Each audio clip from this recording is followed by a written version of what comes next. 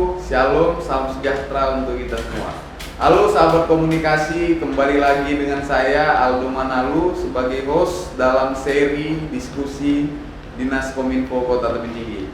Di hari yang berbahagia ini saya bersama Kepala Bidang Komunikasi Dinas Kominfo Kota Tebing Tinggi, Abangda Iswan Swendi, yang pada kesempatan kali ini akan berbicara banyak seputar terkait dengan menggali informasi terkait dengan pembangunan Kota Tebing Tinggi.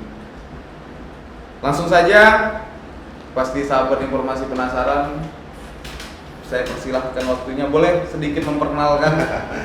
Baik, terima kasih Bung Aldo. Assalamualaikum warahmatullahi wabarakatuh. Sejahtera bagi kita semua. Salam sehat pada rekan sekalian. Itu yang utama. Saya Iswan Swendi, Kabid Komunikasi di Dinas Kominfo Kota Tebing Tinggi.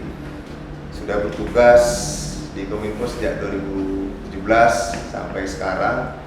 Dan ini pembahasan kita memang serunya terkait dengan lomba karya ilmiah ya. Karya ilmiah yang memang sudah kita selenggarakan, kita mulai di portal kita, di media sosial kita sudah kita umumkan. Dan hari ini sudah kita rekap itu berbagai karya tulis ilmiah yang sudah masuk.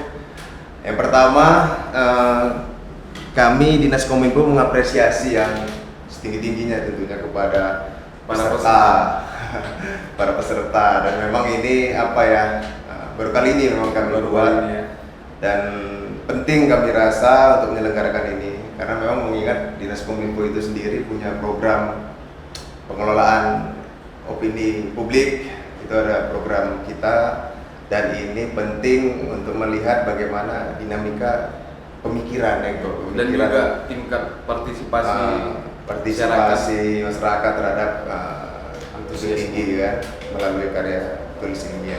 Jadi sebelum masuk ke pembahasan, Bang, boleh dong bercerita tentang Abang, background pendidikan Abang dari SMA, S1-nya, S2-nya di mana? Karena banyak yang penasaran nih, teman-teman sahabat komunikasi.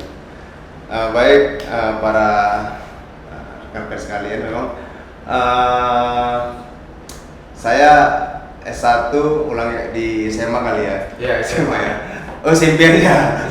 SMA di luar kota soalnya. Samaan itu nanti ya.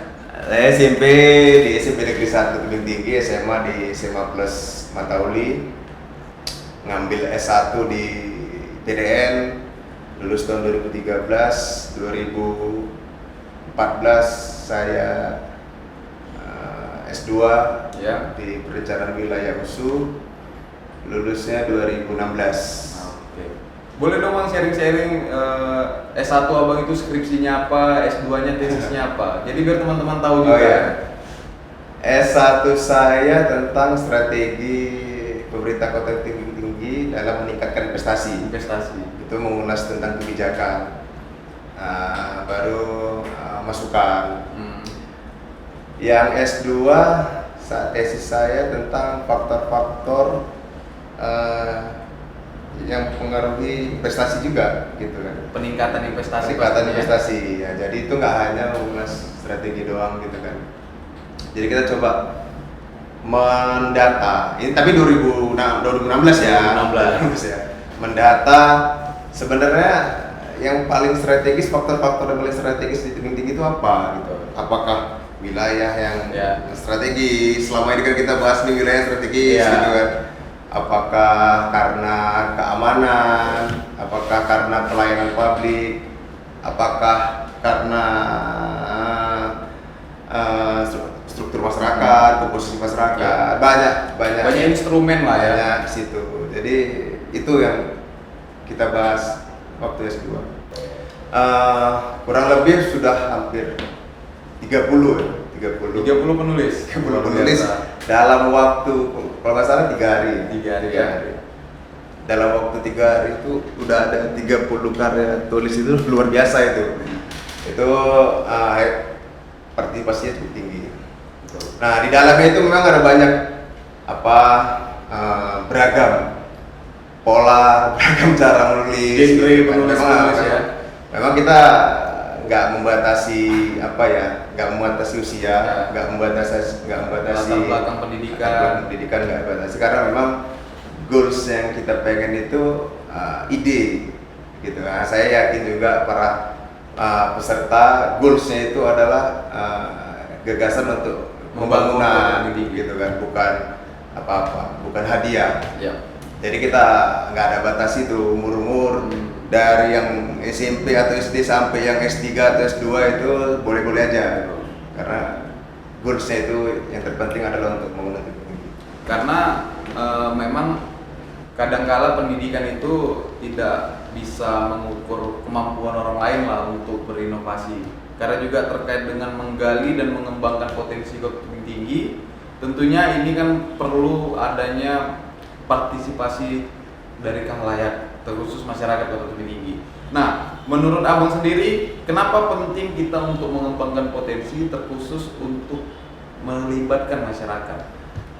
Oke, memang latar belakangnya kenapa itu, terkadang memang pemerintah harus menjadi apa ya, kalau dalam asas demokrasi itu memang harus melibatkan masyarakat. Bahkan dalam dinamika perkotaan sekarang, pemerintah itu harus sebagai fasilitator, ya, betul. Gak hanya motor, bahkan lebih canggih lagi nanti mungkin hanya sebagai bukan fasilitator lagi, hanya pengaturan.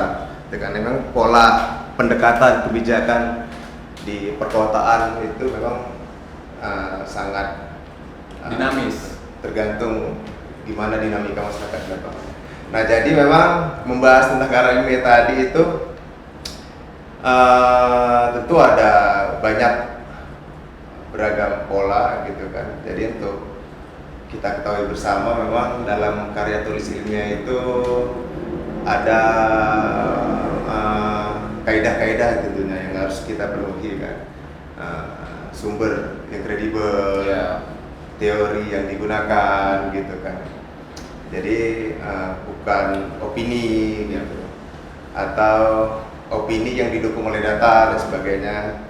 Lalu penulisannya juga gitu kan, peletakan sumber-sumber yang kredibel itu tadi, termasuk juga sinkronisasi antara judul, tema, dan isi gitu kan.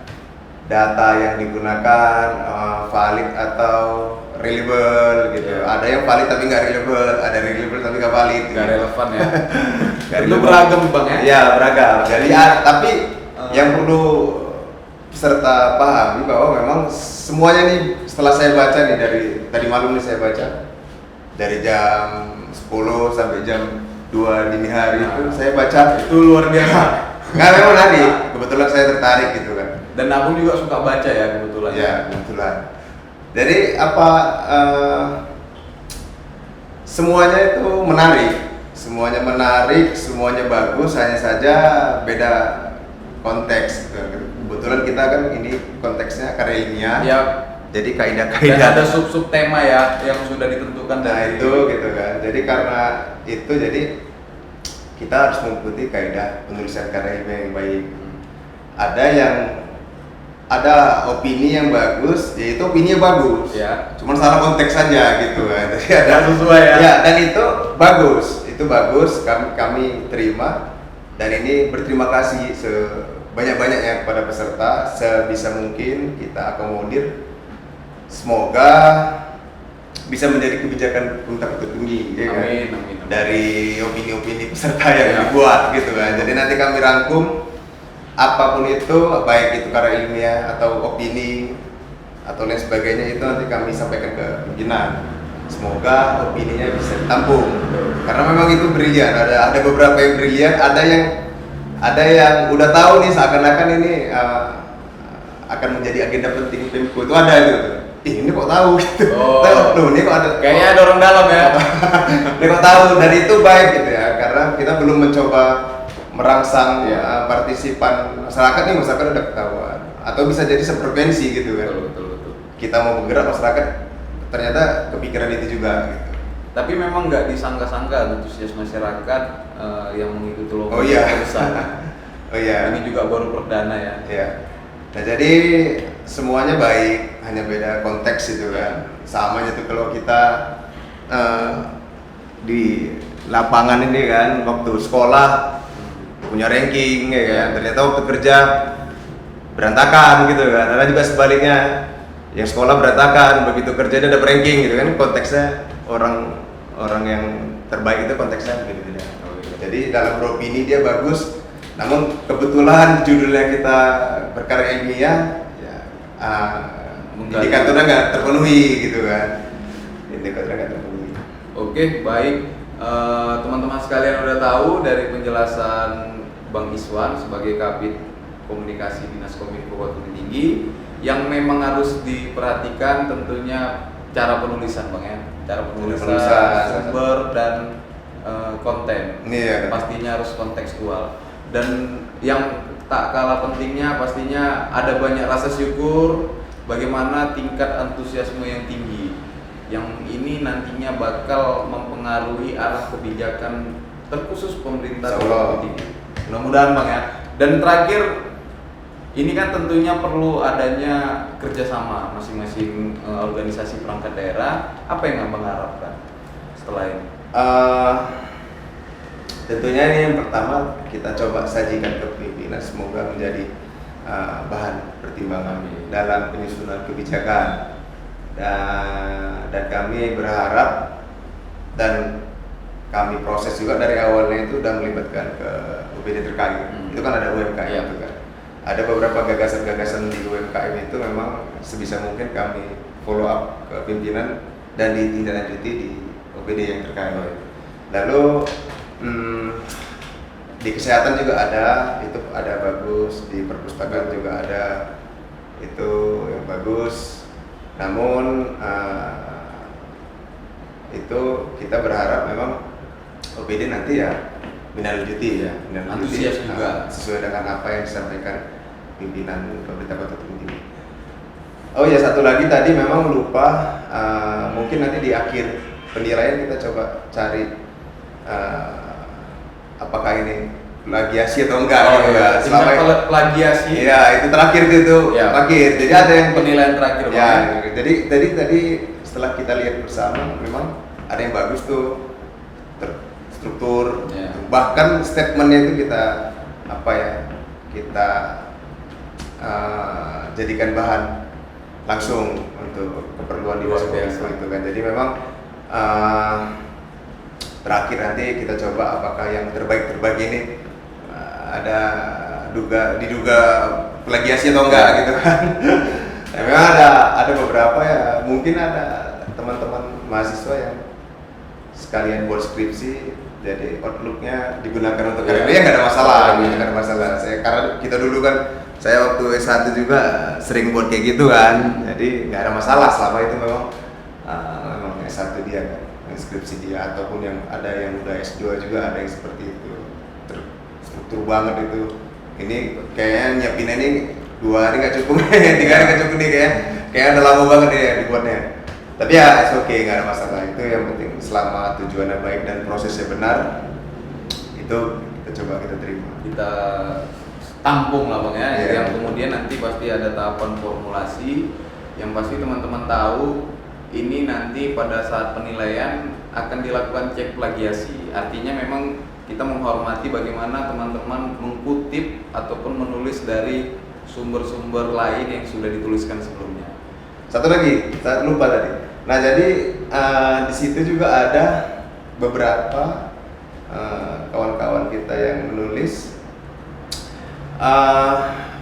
dia menjelaskan potensi sesuatu, tapi nggak sinkron dengan tebing tinggi. Gitu. Alasannya di tebing tinggi apa gitu? Oh, kurang kontekstual ya? Iya, jadi lebih baik ya Pak ya. Alangkah baiknya memang kita membahas yang memang itu yang potensial tebing tinggi gitu kan, yang potensial tinggi, dan itu kita pulas gitu. Jadi ada alasan kenapa ini kita anggap potensial dibandingkan daerah lain. Misalnya contoh kita anggap suatu fenomena ini potensial. Kenapa tebing tinggi beda gitu ya? Ya. Kenapa tebing? Iya. Kenapa nggak serbit dan sebagainya, DS dan sebagainya gitu. Jadi yang terbaik itu tentu membahas yang memang itu Sektor-sektor ada alasan kenapa membahas itu, kenapa di tebing. Ya. Baik. Saya rasa itu sudah cukup mewakili pertanyaan teman-teman sahabat komunikasi sekalian terkait dengan lomba karya tulis ilmiah. Akhir kata saya mengucapkan banyak terima kasih tentunya atas ketersediaan Bang Iswan sebagai Kabid Komunikasi yang juga punya kesadaran yang sama dengan kita, yang luar biasa pedulinya terhadap arah pembangunan Kota Tebing Tinggi ke depan. Baik, akhir kata saya mengucapkan banyak terima kasih atas waktu teman-teman sekalian. Semoga teman-teman sekalian dalam menjalankan aktivitas diberi hikmah dan kebijaksanaan, dan salam sehat untuk kita semua.